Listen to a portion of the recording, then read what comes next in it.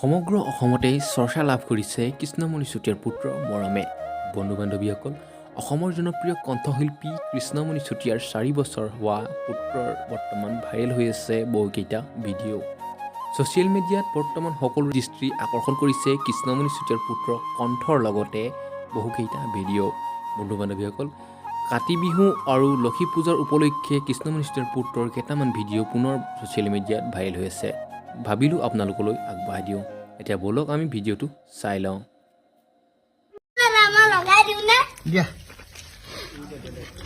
এতিয়া আজি কাতি বিহু। কাতি বিহুৰ দিনা আমি এতিয়া তুলসী তলত এতিয়া ধুনীয়াকৈ তুলসী মচি আছোঁ। তুলসীজোপা মচি আছোঁ। এতিয়া আমি মৰমে আজি এইবাৰ প্ৰথম পাইছে কাতি বিহু। এইফালে ধুনীয়াকৈ মচা, ধুনীয়াকৈ মচা।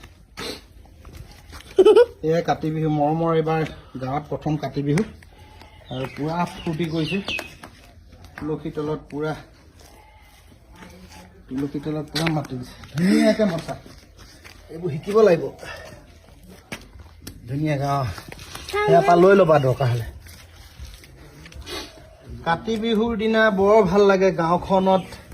তুলসীৰ তলত আমি চাকি জ্বলাওঁ আৰু পথাৰলৈ যাম। এতিয়া আমি মৰমকো লৈ যাম। ৰাতিপুৱাৰ পৰা একদম তুলসী গছ চাফা কৰি আজি নতুন পুলি এটা ৰুইছোঁ এইটো ধুনীয়াকৈ। গতিকে গধূলিলৈ ইয়াতে আমাৰ নীতি নিয়ম হ'ব।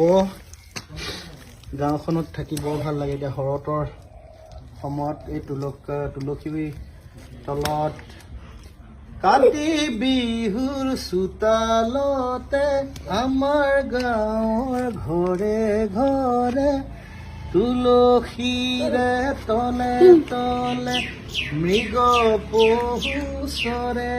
মৰম হ'লা আমাৰ তাকে দেখি আমাৰ আইতাই লখিমী আদৰে।